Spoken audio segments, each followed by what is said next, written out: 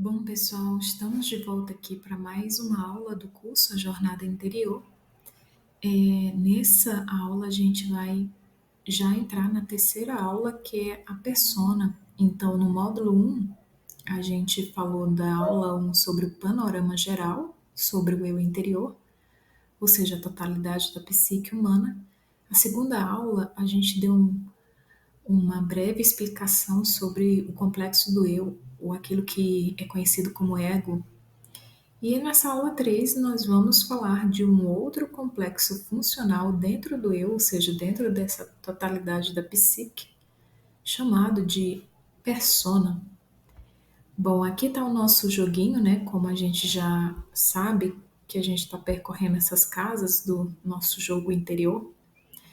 Então agora a gente vai dar um passo mais adiante e vamos encontrar essa função ou esse complexo funcional chamado eu persona. Então, módulo 1, aula 3, parte 1, a persona. Nós estamos aqui no nosso mapinha, né, que é dos continentes, representando aproximadamente, ilustrativamente, como que os continentes, né, representam essa totalidade da psique humana. Então, nós estamos no campo da persona, no continente da persona. E aí vamos adentrar nesse assunto. Bom, inicialmente, vamos entender o que significa, né, o termo persona. Persona designa originalmente no teatro antigo a máscara usada pelos atores. A persona é o sistema de adaptação ou a maneira por que se dá a comunicação com o mundo. Então, Jung vai falar que a persona é esse sistema de adaptação do ser humano com o mundo real, com o mundo exterior. Cada estado, por exemplo, ou cada profissão possui sua persona característica. O perigo está, no entanto, na identificação com a persona. Por exemplo, o professor com o seu manual, o tenor com a sua voz. Pode-se dizer sem exagero que a persona é aquilo que não é verdadeiramente, mas o que nós mesmos e outros pensam que somos. A persona significa a pessoa tal como apresentada, não a pessoa como real. A persona ela está relacionada com o desempenho de papéis na sociedade. A persona é um complicado sistema de relação entre a consciência individual e a sociedade. É uma espécie de máscara destinada, por um lado, a produzir um determinado efeito sobre os outros e, por outro lado, a ocultar a verdadeira natureza do indivíduo. Só quem estiver totalmente identificado com a sua persona até o ponto de não conhecer-se a si mesmo poderá considerar supérflua essa natureza mais profunda. Ou seja, Jung fala aqui que somente a pessoa que está totalmente identificada com a persona até o ponto de não conhecer-se a si mesmo, ou seja, esse eu interior, poderá considerar supérflua essa natureza mais profunda, ou seja, essa parte inconsciente, né, da personalidade, por assim dizer. Não há quem não saiba o que significa assumir um ar oficial ou desempenhar seu papel na sociedade. Através da persona, o homem quer parecer isto ou aquilo, ou então se esconde atrás de uma máscara, ou até mesmo constrói uma persona definida, a modo de muralha protetora. Assim, pois, o problema da persona não apresenta grandes dificuldades intelectuais, justamente porque é a parte consciente, né? É essa parte intelectual que, que cria, por assim dizer, né, esse complexo funcional da persona para se relacionar com esse mundo exterior. A noção de persona e o modo como ela se constrói como uma negociação, um acordo entre o indivíduo e o coletivo, a persona é construída, diz Jung, de porções do coletivo, com os quais o ego se identifica e que funcionam para facilitar a adaptação ao mundo social circundante. A persona é efetivamente um segmento da psique coletiva, mas ela imita a individualidade. Sua existência pode ser, portanto, uma sutil inimiga da individuação, caso não se a conscientize como máscara. Os seres humanos possuem uma faculdade que, embora seja da maior utilidade para os propósitos coletivos, é sumamente perniciosa para a individuação. Trata-se da faculdade da imitação. Aqui é o Morstein, né, falando no livro Jung e o Caminho da Individuação, dessa identificação, né, da persona, ou seja, da construção da persona, sendo que essa construção, diz Jung, né, são de porções do coletivo, com os quais o ego se identifica, né, essa máscara, por assim dizer. E aí aqui a gente vai entender como é que se desenvolve essa persona. Bom, o Morgenstern, no livro O Mapa da Alma, ele vai falar que a persona ela possui duas fontes. De acordo com as condições e os requisitos sociais, o caráter social ele é orientado por uma parte pelas expectativas e demandas da sociedade, ou seja, o indivíduo, o sujeito, ele atende essas condições, esses requisitos sociais, né, que é demandado dele. Esse é representado pelo caráter social, que é justamente orientado por uma parte, né, pelas expectativas e demandas da sociedade, e por outra parte, pelos objetivos e aspirações do próprio indivíduo, ou seja, aquilo que o indivíduo ele pretende alcançar, né, como objetivos de interesse e aspirações pessoais, né, por assim dizer, perante o mundo externo. O desenvolvimento da persona é tipicamente um importante problema na adolescência e início da idade adulta, quando há, por um lado, tanta atividade no mundo interior, tantos impulsos, fantasias, sonhos, desejos, ideologias e idealismos, e por outro, tanta pressão dos seus iguais no sentido da conformidade.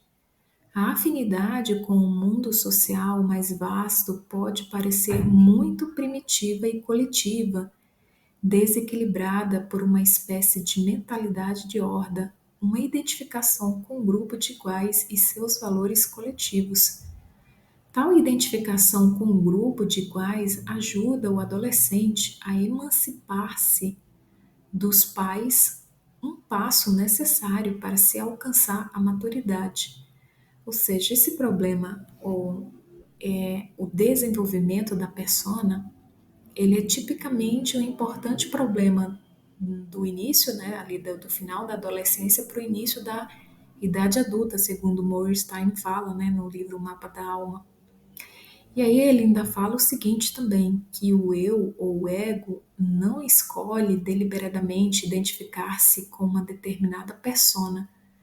As pessoas encontram-se em ambientes onde têm de sobreviver e a maioria esforça-se ao máximo por seguir adiante. Bom, Jung vai dizer que a construção de uma persona coletivamente adequada significa uma considerável concessão ao mundo exterior, um verdadeiro autossacrifício que força o eu a identificar-se com a persona. Isto leva certas pessoas a acreditarem que são o que imaginam ser. A ausência de alma que essa mentalidade parece acarretar é só aparente, pois o inconsciente não tolera de forma alguma tal desvio do centro de gravidade. Se observarmos criticamente casos dessa espécie, descobriremos que a máscara perfeita é compensada no interior por uma vida particular.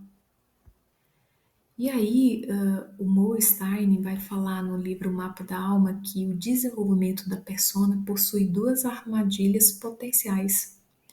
A primeira seria uma superidentificação com a persona. Aqui o indivíduo ele preocupa-se excessivamente em agradar e adaptar-se ao mundo social e passa a acreditar que essa imagem construída é tudo que conta para a formação da personalidade. Já a segunda armadilha potencial seria o contrário, seria o oposto, por assim dizer. Seria o indivíduo ficar envolvido de um modo exageradamente exclusivo com o mundo interior. Uma condição que Jung descreve como possessão da ânima ou ânimos. A gente vai entender um pouco ainda nessa aula sobre essa questão da ânima e do ânimos. Uma tal pessoa submete-se a impulsos, anseios, desejos e fantasias e está tão dominada por esse mundo e identifica-se a tal ponto com ele que pouca atenção é prestada a outras pessoas, ou seja, ao mundo exterior. A persona é, pois, um complexo funcional que surgiu por razões de adaptação ou de necessária comodidade, mas que não é idêntico à individualidade. O complexo funcional da persona diz respeito exclusivamente à relação com os objetos, e aqui a gente já tem uma chave, porque é necessário fazer uma distinção. O indivíduo aqui, ele tem uma relação com o objeto externo, que é esse mundo real, esse mundo externo. E que Jung fala que esse complexo funcional da persona diz respeito exclusivamente à relação com os objetos. Os objetos aqui subentende-se que são tudo aquilo que está no mundo exterior, né, que está fora do homem, por assim dizer, do ser humano.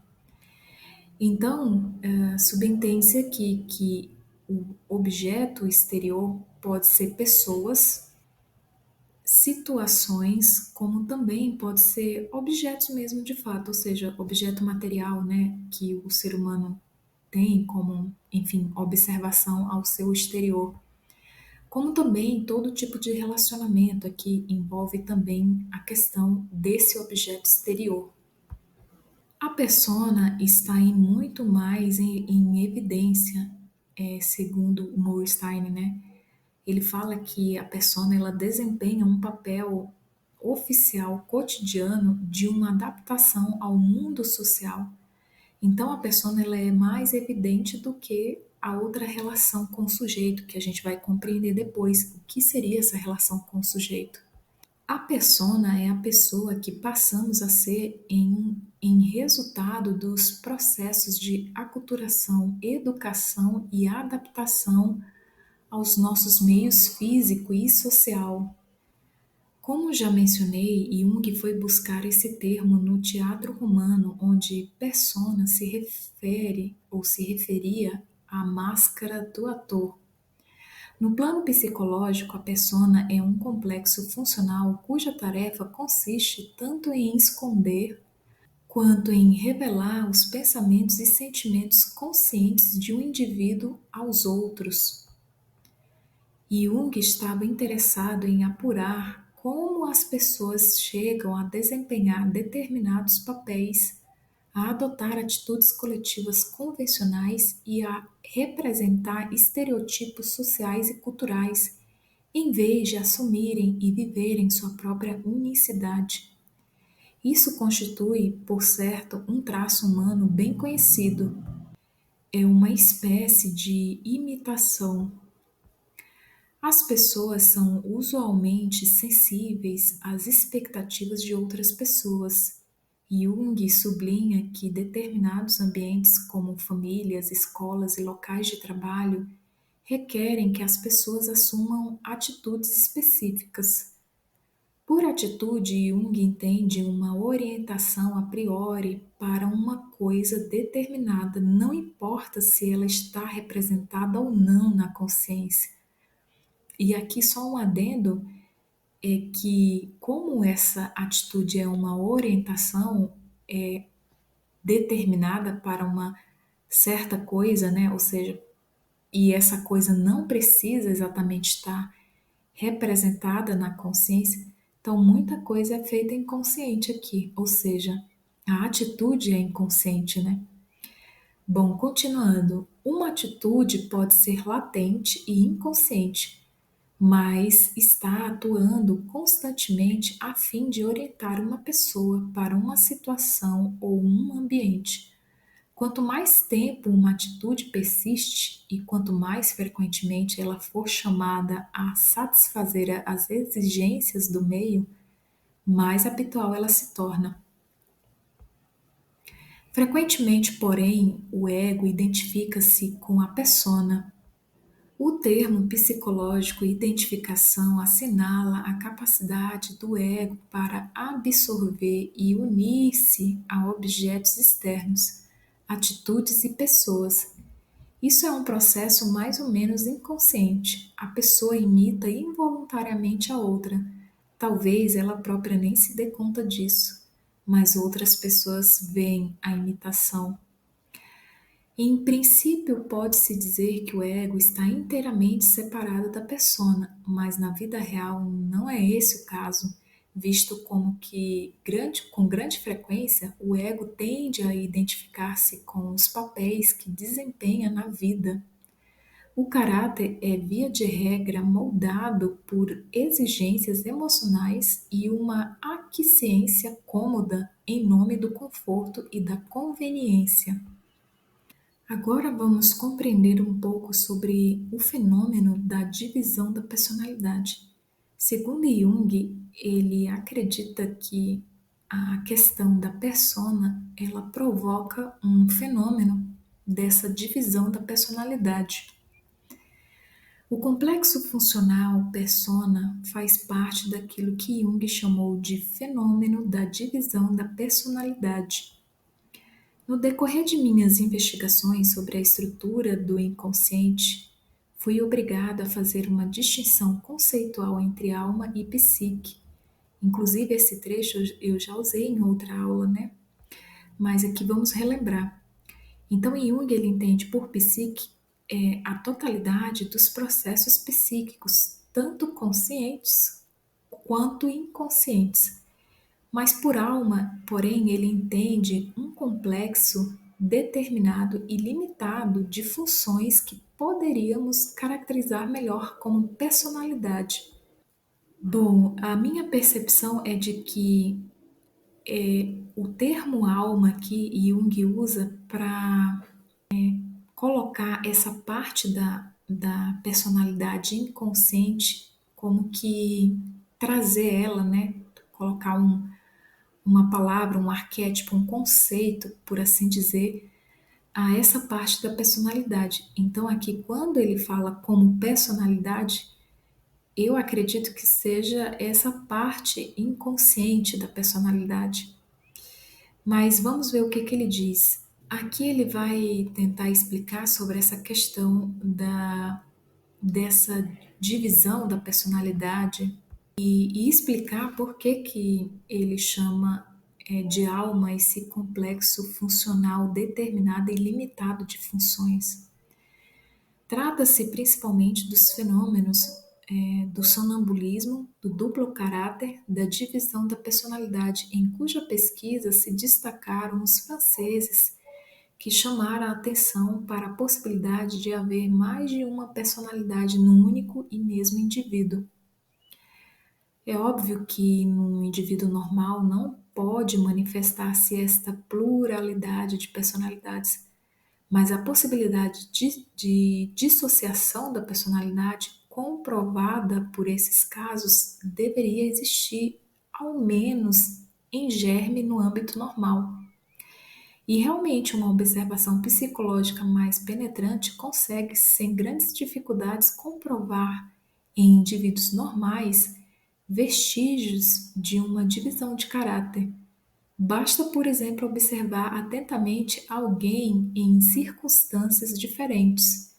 Percebemos ou perceberemos uma incrível mudança em sua personalidade quando a pessoa ou quando um indivíduo, né, ele passa de um meio ambiente para outro e a cada vez mostra um caráter bem definido e bem distinto do anterior. Aquele provérbio que algumas pessoas conhecem, né, anjo na rua e demônio em casa, traduz a experiência cotidiana do fenômeno da divisão da personalidade. Ou seja, quem nunca ouviu, né, a pessoa que diz assim: ah, fulano na rua é uma coisa, mas dentro de casa é outra. Seria mais ou menos isso. Cada meio ambiente requer uma atitude especial. Quanto mais for exigida esta atitude pelo respectivo ambiente ou pelo respectivo meio ambiente, mais rapidamente ela se tornará habitual. Muitas pessoas da classe culta têm que mover-se em dois meios completamente distintos, no lar e no ambiente profissional.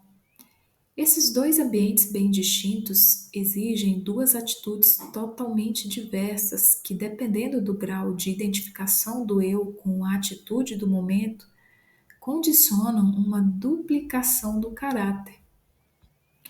Ou seja, Jung vai falar dessas pessoas cultas, né, que no trabalho elas possuem um caráter, às vezes até um caráter rígido, determinável, né, mas que em casa elas têm um caráter totalmente diferente do serviço ou do trabalho, né?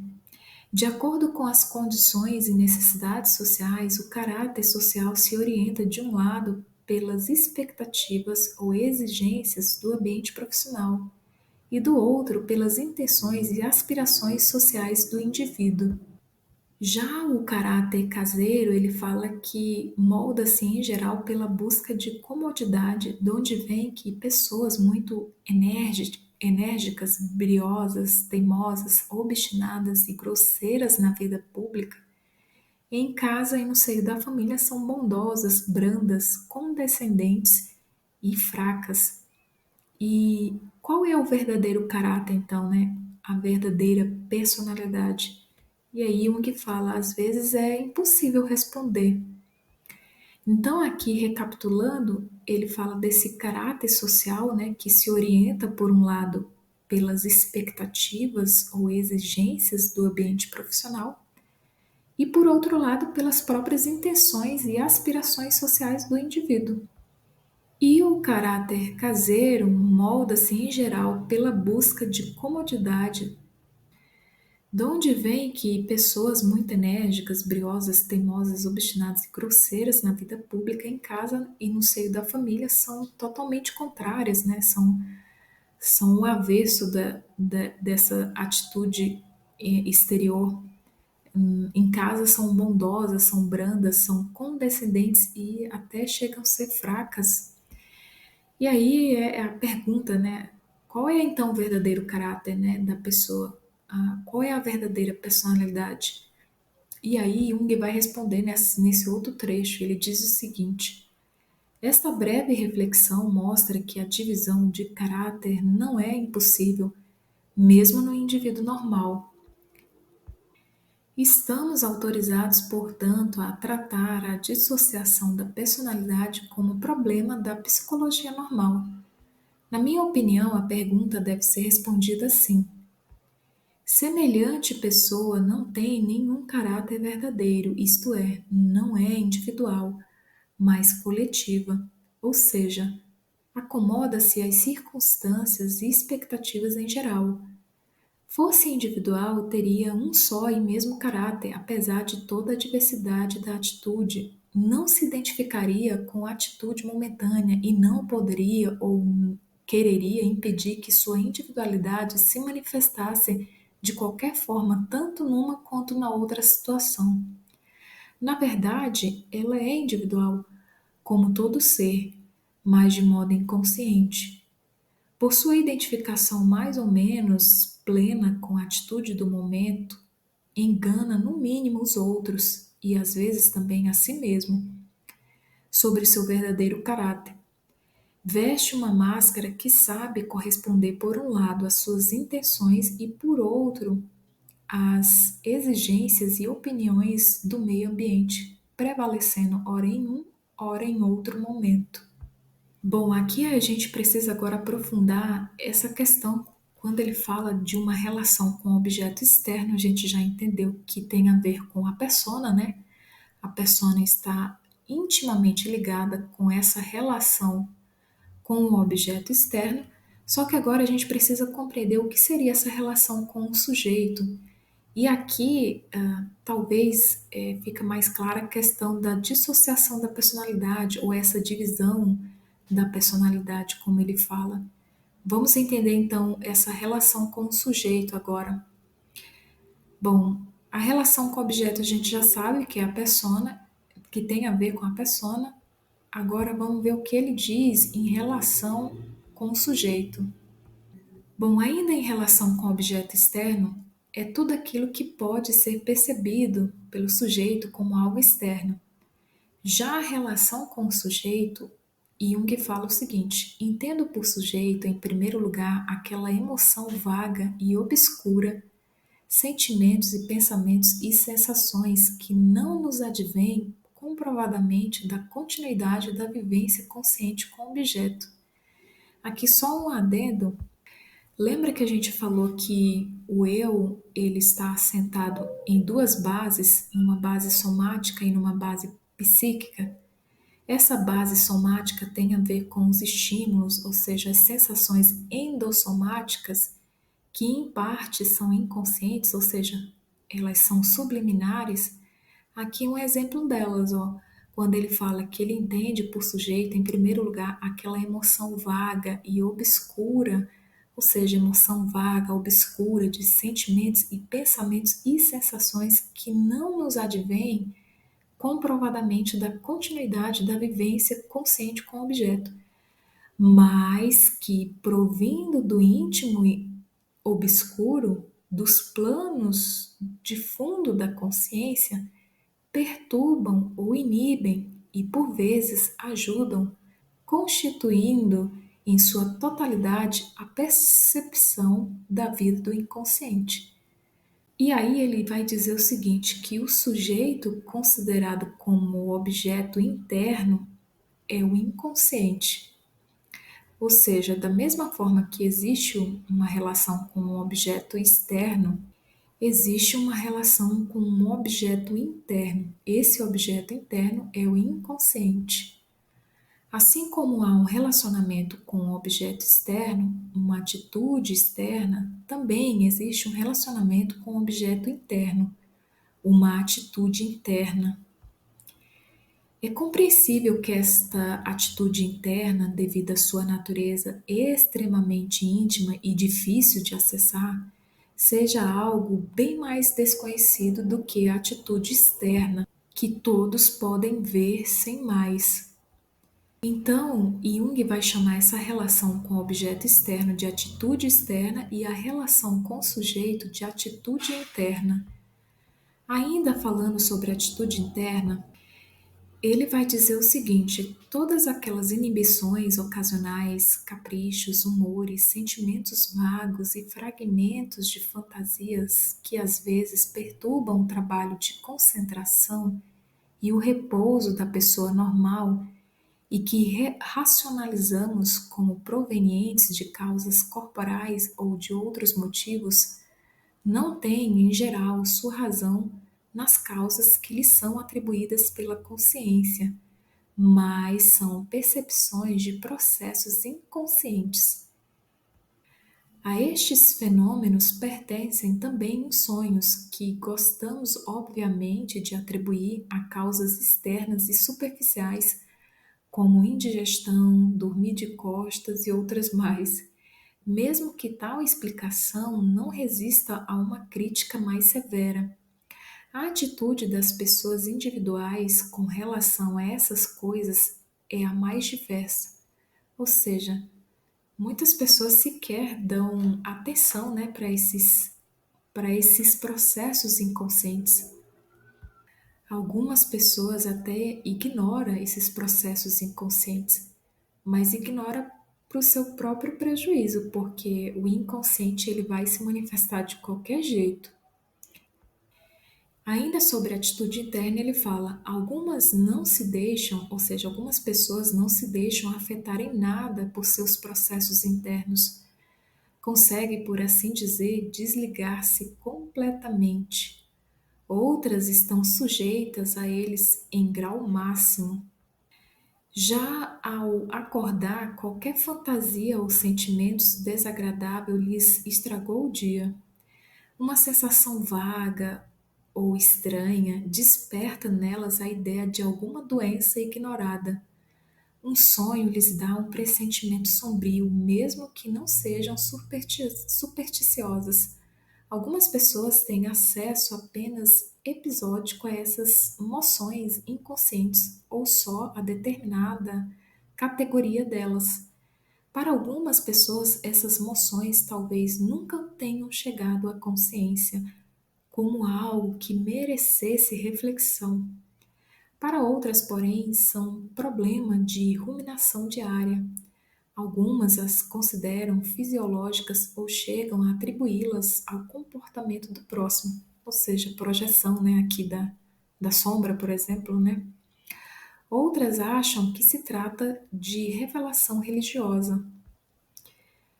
Então, assim como há um relacionamento com o objeto externo, há uma atitude externa, então há um relacionamento com um objeto interno, ou seja, uma atitude interna. E essa relação com o objeto interno é que ele chama de personalidade ou imagem da alma. Veremos isso mais adiante. Assim como a experiência diária nos autoriza a falar de uma personalidade externa, também nos autoriza a aceitar a existência de uma personalidade interna. Aqui está uma chave.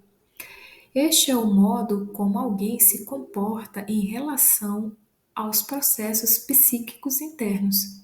É a atitude interna, o caráter que a apresenta ao inconsciente. Denomino persona a atitude externa, o caráter externo, e a atitude interna denomino ânima, alma. Então, essa atitude interna é a atitude do próprio sujeito com o seu mundo interior.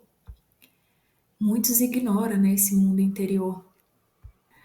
Bom, aqui então detalhamos mais nitidamente que a atitude externa é o caráter externo, tem a ver com a personalidade externa, a persona, que é um complexo funcional que diz respeito exclusivamente à relação com os objetos.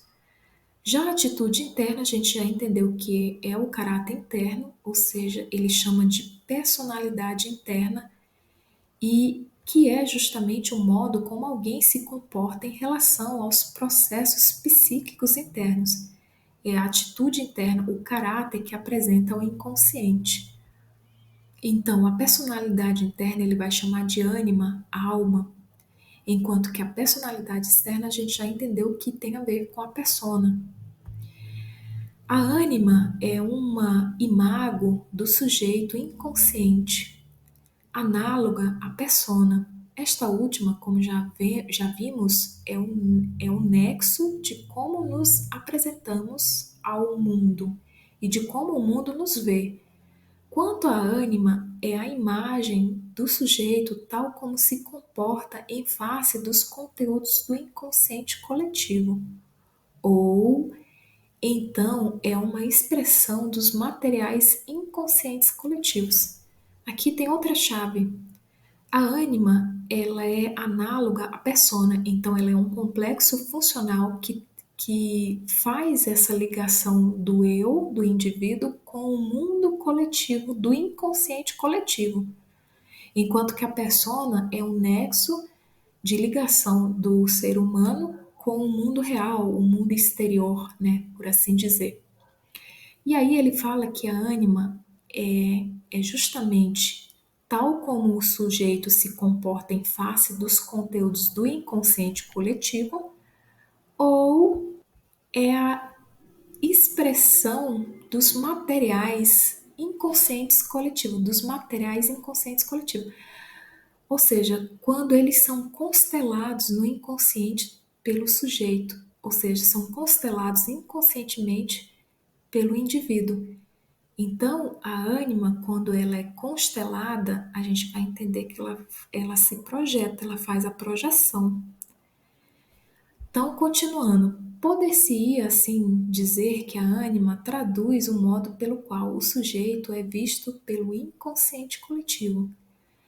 Recapitulando, pessoal, tanto a persona como a ânima, eles são complexos funcionais, são funções, são como órgãos dentro da psique humana e são figuras coletivas, ou seja, são personalidades coletivas. Ah, mas a ânima é uma personalidade coletiva? Segundo Jung, sim. A ânima é uma personalidade do inconsciente coletivo. Ou seja, aqui eu fiz a separação, né, daquilo que eu acabei de explicar, que a ânima é equivalente à persona, só que no mundo interior, no mundo do inconsciente coletivo, né? Então, seguimos adiante. Só que aí existe um outro detalhe. Essa atitude interna, o caráter interno ou personalidade interna, que a gente vai ver que também significa a imagem da alma, no homem, o Jung deu o nome, o arquétipo de ânima, que significa alma, e na mulher significa ânimos, que também é a representação dessa parte inconsciente de sua personalidade. Essas maneiras completamente diferentes de lidar com as moções do inconsciente são tão habituais quanto as atitudes para com o objeto exterior.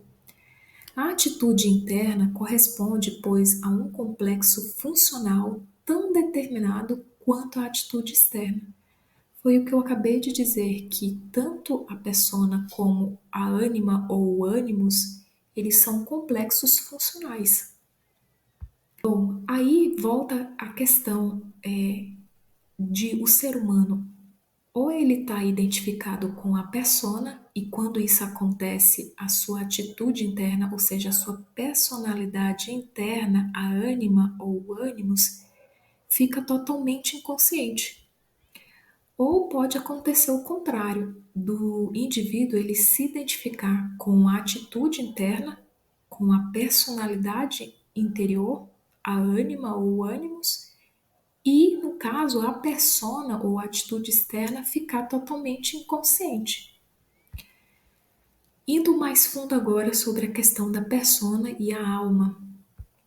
Bom, precisamos especificar cada vez mais isso. Então, esse círculo ele representa o mundo real. A persona a gente já entendeu que ela tem a ver com o mundo real, ou seja, é o nexo, né, de adaptação do ser humano ao mundo real. Só que aí existe também um mundo inconsciente, que tem a ver com a atitude interna, a personalidade interna. E Jung vai dizer que o mundo real, de um modo geral, como aquele conteúdo da consciência, constituído por um lado mediado pela percepção e por outro mediada pelo sentimento e pensamentos conscientes. Ou seja, aqui se trata nitidamente da parte consciente, né? O ser humano percebe, ainda que essa percepção ela não seja totalmente, a gente vai ver que às vezes ela não é totalmente consciente, né? Mas enfim. Mas considera aqui que grande parte dessa percepção seja consciente. E Jung fala que esse mundo real é aquele conteúdo da consciência constituído por essas duas mediações. Já o mundo do inconsciente coletivo, por assim dizer, né, é constituído por um lado de percepções inconscientes dos processos reais exteriores. Aqui entra a questão dos processos, inclusive daquelas sensações subliminares que ele falou, das sensações endossomáticas, ou seja, às vezes a pessoa no mundo exterior é, tem percepções inconscientes, né, que ali não são totalmente conscientes. Bom, e aí voltando, né, o inconsciente coletivo ele é constituído então por essas percepções inconscientes e por outro lado, por todos os resíduos das funções de percepção e adaptação filogenéticas.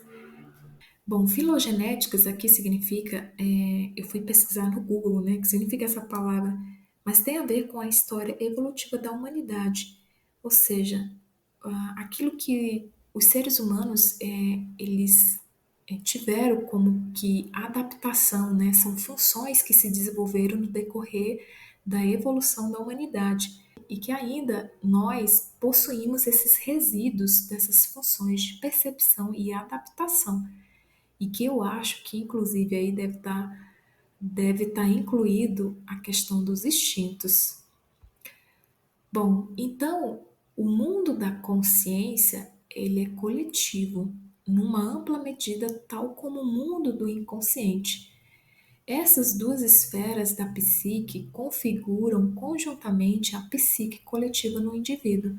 Ou seja, o indivíduo ele é formado praticamente de dois mundos que são coletivos, porque o mundo real é coletivo e o mundo inconsciente coletivo também é, porque a consciência ela nasceu dessa diferenciação desse inconsciente coletivo, como a gente viu nas primeiras aulas.